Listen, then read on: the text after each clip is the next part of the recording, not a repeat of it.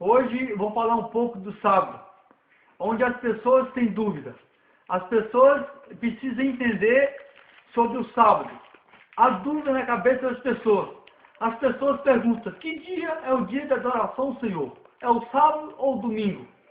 Hoje vamos mostrar dentro da Bíblia, onde foi escrito pelos profetas, inspirado pelo Espírito de Deus, onde fala qual é o dia de adoração ao Senhor.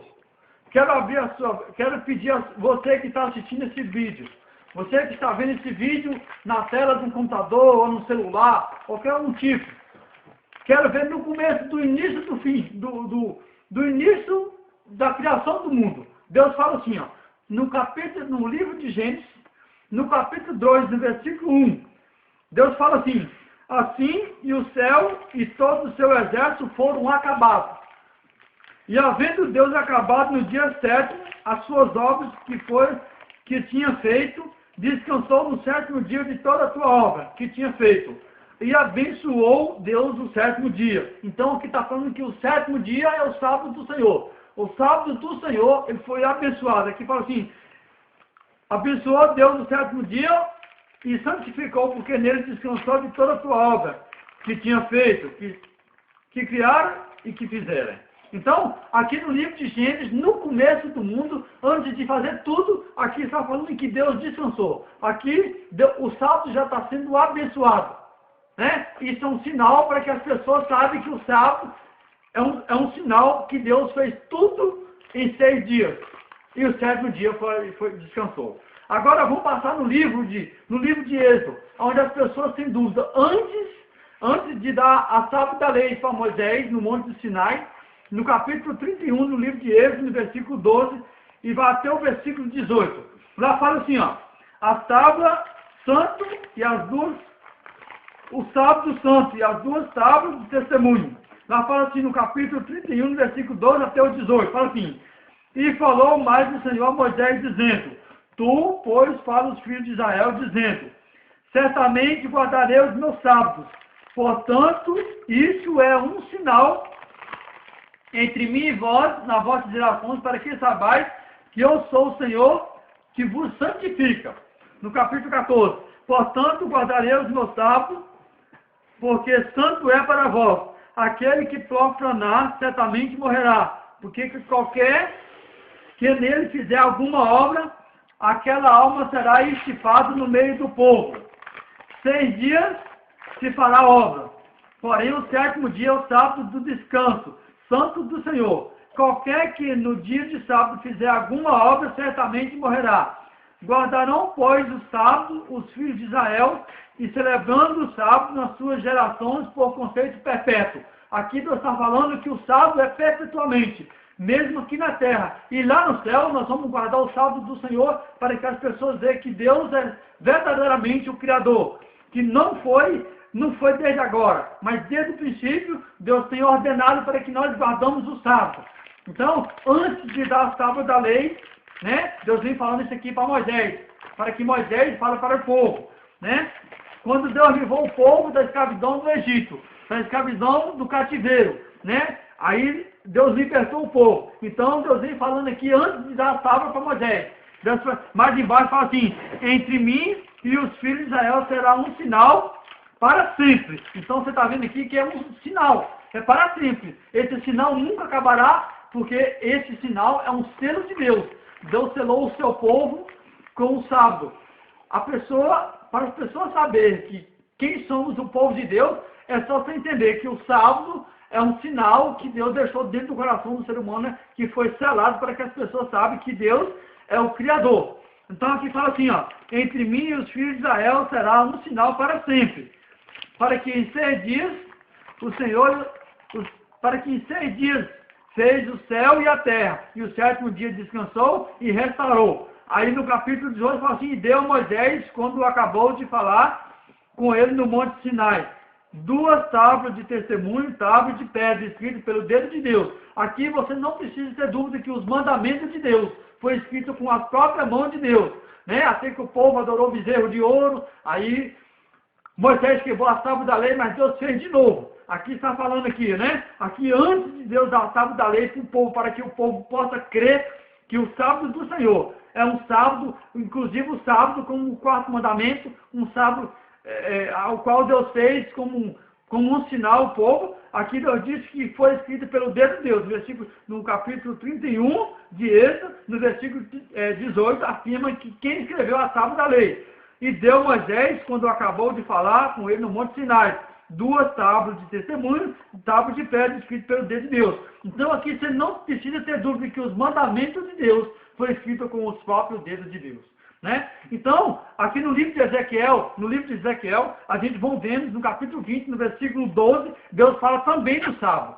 Deus manda o profeta Ezequiel também escrever através disso. Eu quero que você entenda que o sábado de Deus é um sábado santo. Aquelas pessoas que hoje têm praticado tantas coisas, que têm feito tantas coisas e que está na igreja, mas segue Deus de uma forma diferente. O sábado de Deus, ele pisa no sábado de Deus, ele pode ter certeza que o sábado de Deus, ele não está selado com o selo de Deus.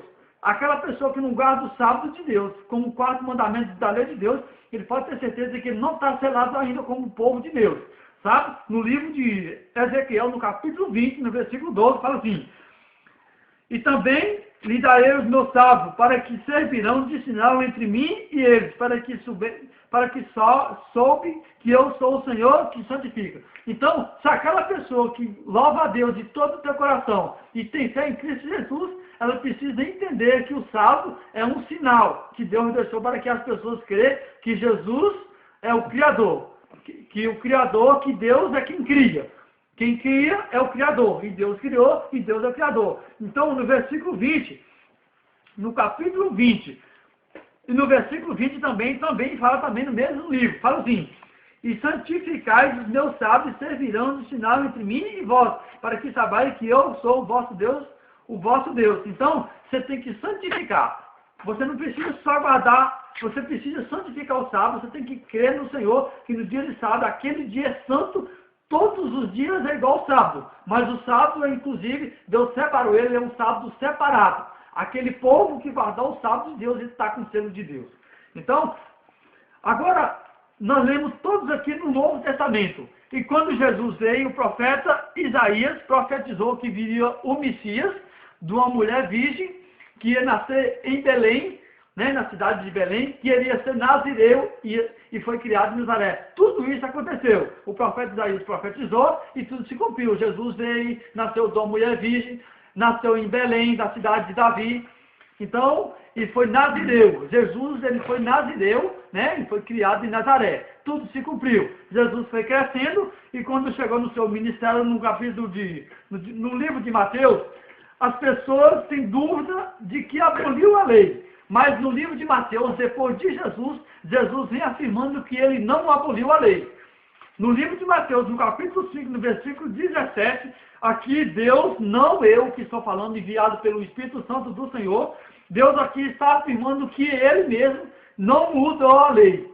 Deus aqui, ele está se propondo a sua palavra, porque ele fala, passará o céu e a terra, mas as minhas palavras não passarão. Então, quando Deus fala que passará o céu e a terra, mas as minhas palavras não passarão, ele está afirmando que tudo passa, mas as palavras do Senhor não passarão. Então, no livro de Mateus, no capítulo 5, no versículo 19, 17, fala assim: não podeis que vim destruir a lei. Deus não destruiu a lei. Os profetas, Deus não destruiu nem a lei, nem os profetas que profetizou que Jesus viria, e que foi escrito por Moisés, a lei que foi dada a Moisés. Moisés foi um grande profeta do Senhor, o maior guerreiro do povo de Israel, do libertamento do povo de Israel, no tempo da escravidão, do cativeiro, que o povo foi libertado do Egito.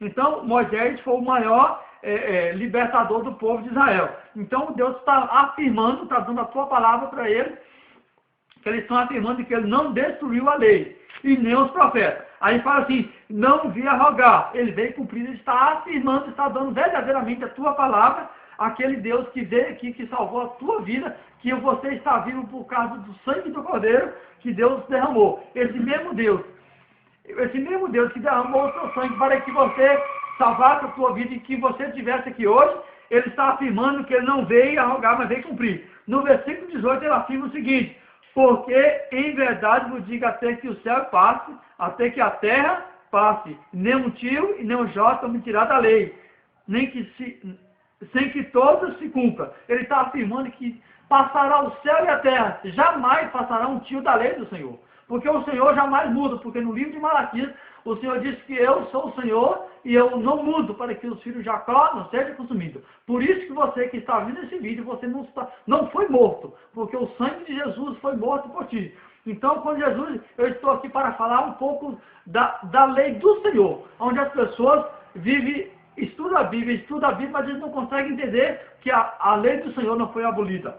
E aí no versículo 19, Deus fala assim ainda, para todas aquelas pessoas que creem no Senhor, Deus fala assim, qualquer que pois um desses pequenos mandamentos, assim ensinar os homens, será chamado menor do reino do céu, e aquele que, porém, cumprir esse, será chamado maior no reino do céu. Então, Deus está falando o seguinte, que você não pode nem desobedecer esse mandamento de Deus, esses 10 mandamentos de Deus, inclusive o quarto como o sábado, né, como um sinal que Deus é um criador, como as pessoas precisam ser seladas com esse dia.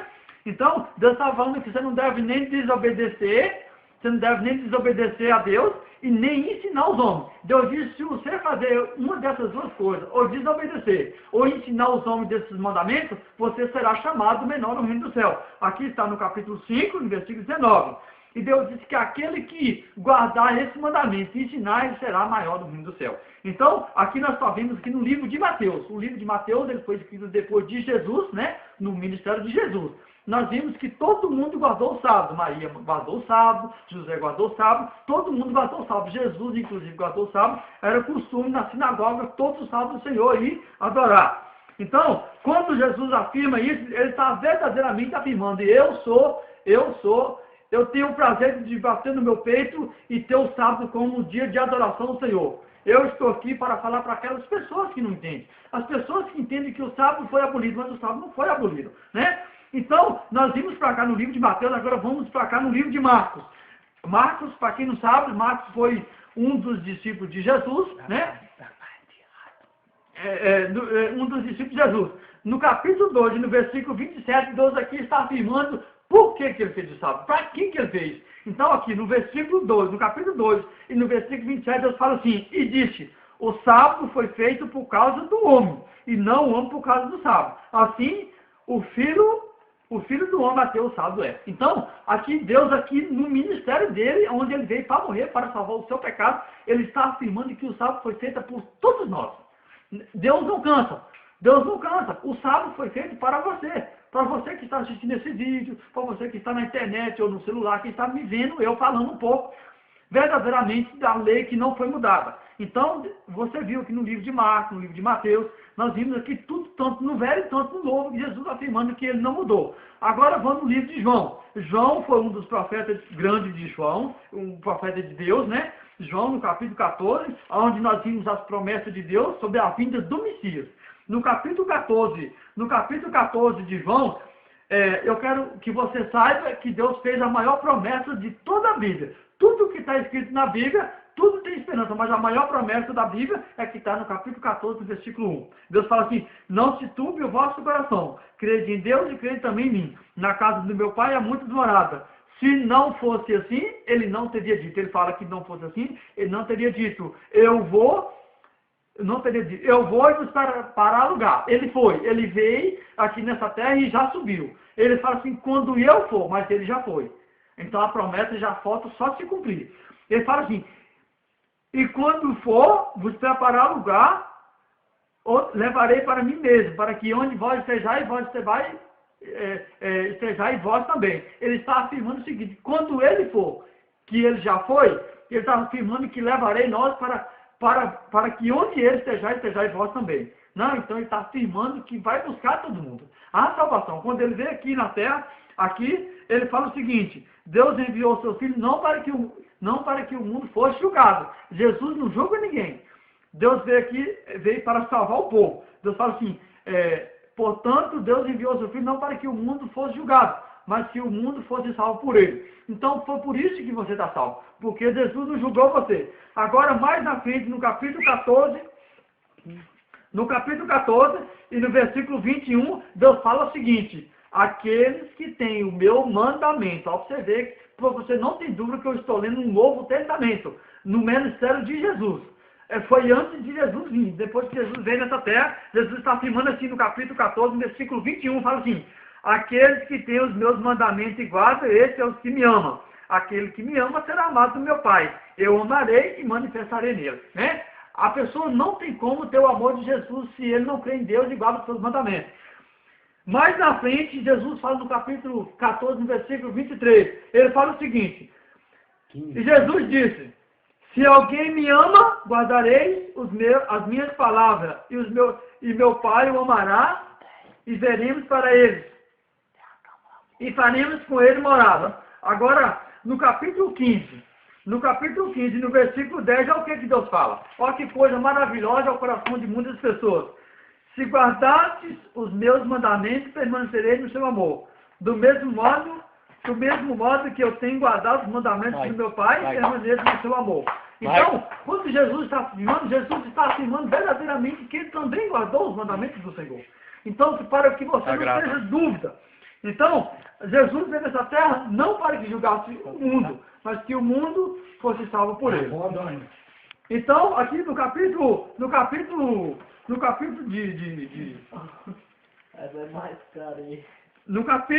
12, no capítulo 12 de Apocalipse, no versículo 17, Deus está afirmando que o povo de Deus, ele é selado. E o povo de Deus, ele é perseguido. Aquele povo que tem um sábado no seu coração e aceita de coração, o selo de Deus está selado dentro do coração da pessoa. E Deus disse que esse povo, ele é perseguido. No capítulo 12 de Apocalipse, no versículo 17, fala assim: irou-se o dragão contra a mulher, que é a igreja de Deus, e foi fazer guerra com o seu semelhante. Aqui explica quem é o semelhante.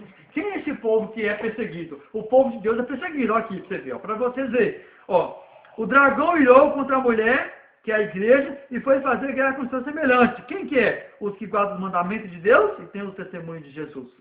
Então, quando nós vimos no capítulo 14 também de Apocalipse, no versículo 12, Deus está falando que o povo de Deus é perseverante, mesmo que passa por muita provação, por muitas coisas que há de vir sobre o povo de Deus, o povo é perseverante. Deus fala assim: aqui está a paciência dos santos. O povo de Deus é um povo santo, é um povo separado.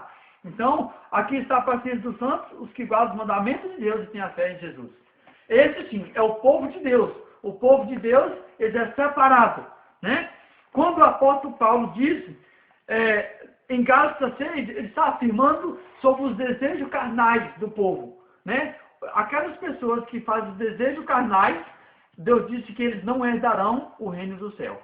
Porque aqueles que praticam a vontade do inimigo, a tua vontade da carne, eles estão praticando a vontade do inimigo. E Deus disse que aquele que pratica a vontade do inimigo, ele peca contra Deus. E aquele que peca contra Deus, ele morre, ele procura a morte, porque o salário do pecado é a morte, mas o dom gratuito de Deus é o Espírito, é o dom, é a vida eterna. Quando o apóstolo Paulo afirma que nada poderá ser separado do amor de Deus, ele está afirmando verdadeiramente que Deus é o nosso Criador. Existem dois caminhos neste mundo. É o caminho errado e o caminho verdadeiro. Quando Jesus vem nessa terra, ele afirma de ser o caminho, a verdade e a vida. Não há dúvida que o caminho certo é Jesus. Aquelas pessoas que andam com Jesus, elas têm que guardar os mandamentos de Deus e fazer tudo aquilo que Jesus andou nessa terra.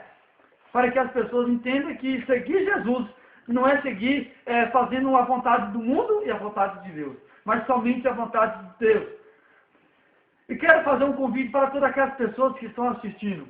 Você que está na igreja, a quem ela não se aceita o sábado do Senhor, o quarto mandamento de Deus, eu quero que você saiba que o quarto mandamento de Deus, se você guarda os mandamentos de Deus, o quarto inclusive, no seu coração está o selo de Deus.